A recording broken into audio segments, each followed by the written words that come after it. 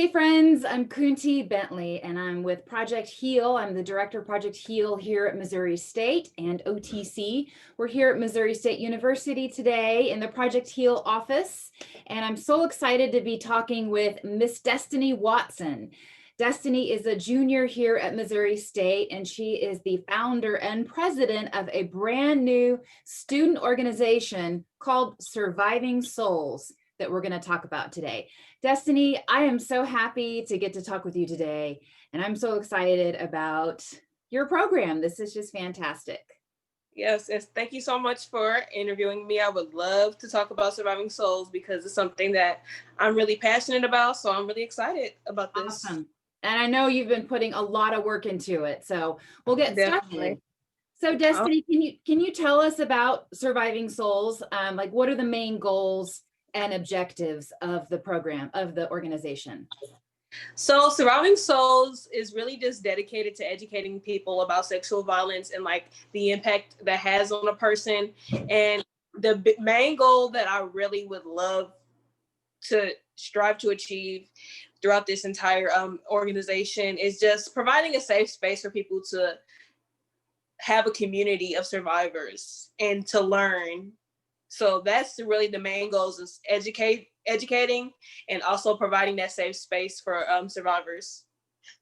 Awesome. It's such a needed service for all campus communities. So what are you hoping? I know you mentioned the overarching goal of the organization. What are some specifics about the things you're hoping students will gain from participating or joining Surviving Souls? Well, like the number one thing that I would want people to take from any meeting that they have with Surviving Souls is just knowing that this is a safe space to ask questions, to learn what does sexual violence look like, how does it impact someone's life, their mental health, their relationships, just see how it really impacts every aspect of a person's life. And also feel free to just talk about things that you may have questions about, or just have that discussion with the like thought-provoking topics that allow space for that learning. Excellent. So Destanie, when did you first start developing this idea to establish a student organization dedicated to survivors of sexual violence? Well, the idea came after my own experience with sexual assault here at Missouri State, which I know is kind of like the fact that it came from that, like, did this have to happen, for this to happen, but I just felt like there was more that needed to be done after I had went through the Title IX process and, had a chance to report to the police and everything, but it still felt like something wasn't finished, like I didn't have a chance to actually speak my mind and use my voice. And so that's when I decided maybe I could create that. Destanie, I'm so sorry that happened to you, and I'm so grateful for you for bringing that to the table and being transparent about your experience here today. It's so important for other people to hear women like you talk about their experiences. Right. So thank you. I'm curious about hearing a little bit about your journey from initial concept of forming the group to getting established here at Missouri State as an official organization. I'm interested to see some of the barriers that you've come across, because I know you've been working on this for a while, and your perseverance just is really amazing. But so go ahead.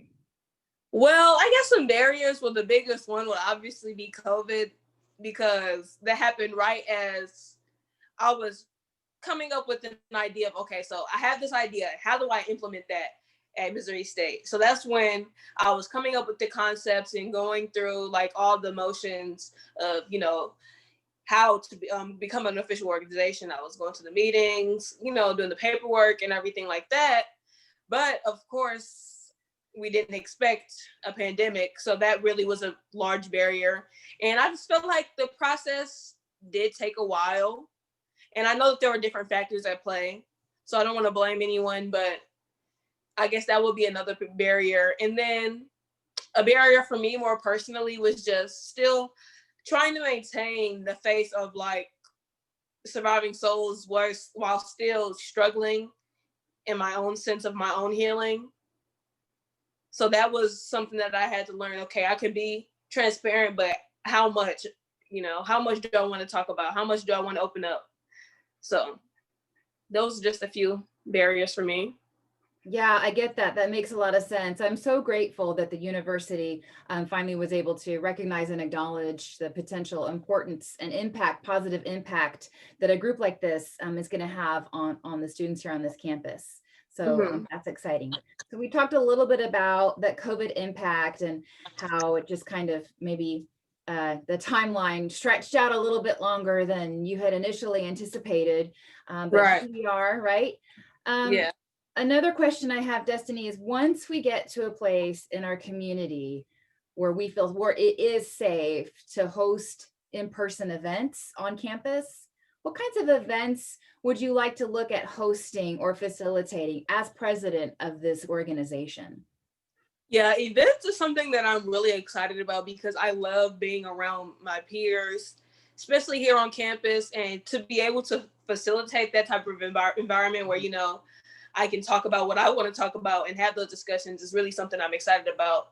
But a couple of events that I was thinking about that I have listed here, I would love to have guest speakers come and just maybe have a presentation, or it could be less formal, or like a question and answer panel where it might be people who are like faculty members at Missouri State, students, or other people within the community that still do like sexual violence work. A big one I would love to collaborate with any other orgs here, because I really think that together we have a bigger platform. And like I mentioned, community events, possibly going out to like, for example, Harmony House, volunteering there, just trying to not only be involved with on campus, but also in the Springfield community. I think that's so important, Destiny, and I'm so glad that you recognize early on the importance of community contacts and community partnerships. So you mentioned the Victim Center. Project HEAL works with Harmony House, the Rebound Foundation, the Family Justice Center. And like you mentioned, there are a lot of faculty and staff on this campus that are really working hard to address this issue of interpersonal violence on campus, and also providing what we call, and as you know, trauma-informed victim services. So I'm glad you're talking about reaching out. I'm excited. I think that does widen your platform and provide opportunity to create a deeper impact on and off campus. Definitely. That's exciting. Very. Destiny, can you tell us about your board of advisors or your board of directors? Well, you're meaning my exec board for like your exec board? Yes, is that yeah? Okay. I'm sorry. Yes, your exec board. They're all students here at Missouri State, and I definitely want to have a chance for them to make a name for themselves, but I can go ahead and just say who they are. So we have the vice president. Her name's Jory Hadley. She's a junior here at Missouri State. I've known her since freshman year. She's been involved with a couple other orgs here on campus. She's done very well. I'm excited to see her excel in that position. We have the secretary here. Her name is Geneva. She's very sweet. She's very dedicated. She's always been a very, very good advocate for me as a friend and also this organization. The treasurer is Nasa Adams. She's very, very knowledgeable. She's been involved with plenty of other orgs here, and she's someone I would also call a friend. So I'm really excited to also have that business relationship as well, because I know that this is something that she reached out to me about. So I know that she really wants to be a part of it. And then the last person would be the social media chair. Her name is Ariana. And she helps me just come up with ideas for what to post on the Instagram, the website, and things like that. And really good group of girls. I'm so excited to work with them and see what we have for the future. Yeah, I'm excited about some of the social media content I've already seen come out of the group, and I've gotten a chance to meet the group, and it's a fantastic, exemplary group of young women. So excited to be working with you and the rest of those students. So going on, I want to ask a question. Is Surviving Souls intended for a particular student demographic, or are all welcome to participate in this initiative? Definitely everyone and anyone that is interested or wanting to learn, or even want to find a sense of other people who have experienced the same thing. So it's very inclusive. I want to include anyone. I don't want to exclude anyone. It doesn't matter how you identify, your race, or anything like that. I really want people to know that you have a space here, you have a voice here, so you're more than welcome to come. Awesome. Thanks, Destiny. I know you and I have talked about male identifying survivors, and that's something that doesn't get talked about as much. And we know that, male identifying people are impacted just as, I don't know the exact statistics, but they are definitely also impacted by sexual violence. So it's important that, we make sure to leave space open for everybody. And I'm glad you've gotten a chance to, make sure that we're aware of that. So, right. Thank you. Let's see. I wanted to ask, let's see. Who do you look up to? Who's a role model or somebody who's really inspired you? Because I look at you as a student and I see you're trying to work through COVID and your classes and being a college student and maintain your academic, studies and family obligations. It's so much, but you've really persevered through the spring and the summer and the fall to get this going. Who's inspired you? Who's been able to kind of prop you up along the way, or who do you look at as a person, who you've honestly, I don't want to, well, I guess there would be a couple of people that I could, know that say that they have really helped inspire me to this point. But I would say it's a collective of my friends and my family, because every single time, I would feel like it was just getting overwhelming, or I felt like as much work as I was putting into Surviving Souls, I wasn't really receiving that. I always had my friends to tell me, no, like, keep going. It's going to be an impact. Like, and we got to this point. So it's like, it's not just one person, but if I had to say, it would be my godmother. She's always been a very good supportive person in my life. Anything that, I was doing or I wanted to do, she would always be behind me 100%. And to know that, like, from my own experience, to become kind of like inspiring to others, and even inspires me as well. So awesome. Thanks for sharing that. I one more thing I wanted to mention, then I'm going to leave you with a question to answer for us. I remember back in, was it February, we both attended when Tarana Burke came to speak at Juanita K. Hammond's. To me, that was an amazing event. I couldn't believe that the SGA was able to bring her to this campus. I really felt like I was in the midst of a celebrity, but not just a celebrity, but somebody, who's been championing, who started the Me Too movement over a decade ago, the grassroots movement. And I know you got to meet her. Can you tell us a little bit about that experience? It was honestly so inspiring, not only to see a person that looked like me, like a Black woman, in that type of atmosphere, with the power that she has, with the connections that she has, just with the voice that she has. It made me feel like seen. It made me feel heard, and it made me feel like my experience mattered as well.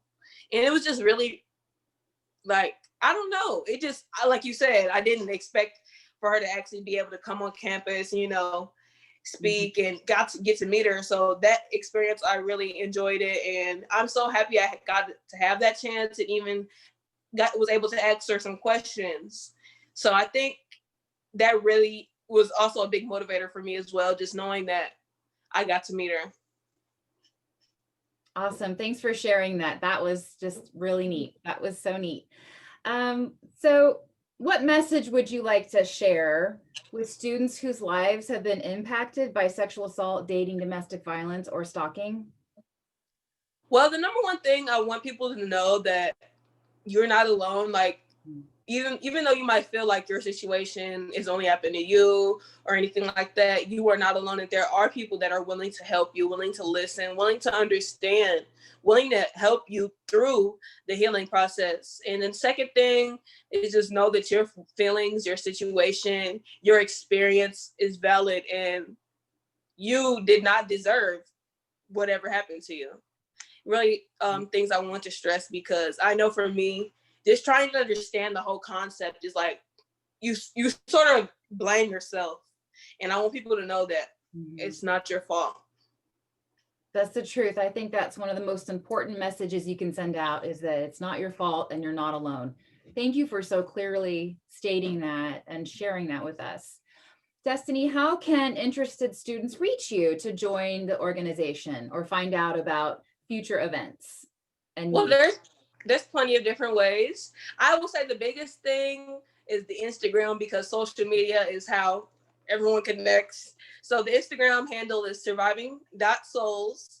You can find us on Instagram. Also, campus link, if you just search Surviving Souls, and we even have a website, which is www.survivingsouls.org. So those are 3 things that you can catch up on us and just see what we're doing and the events we might be having coming up.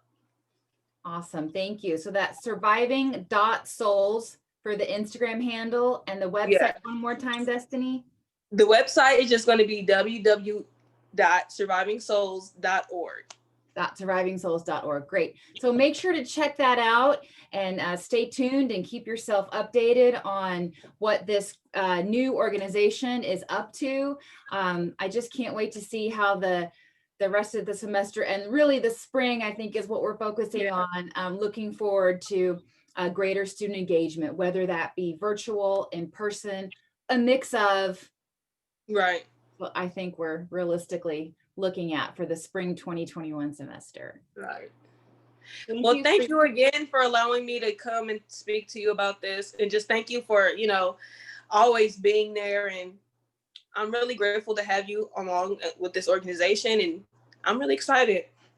I'm excited too. I'm so honored to get to be part of this with you, and to get to, sort of champion the organization. And I can't wait to see what the future holds. Yes. Thanks for your time today, Destanie. All right. Thank you. Okay. We'll see you later. Okay. All right. See ya. Okay.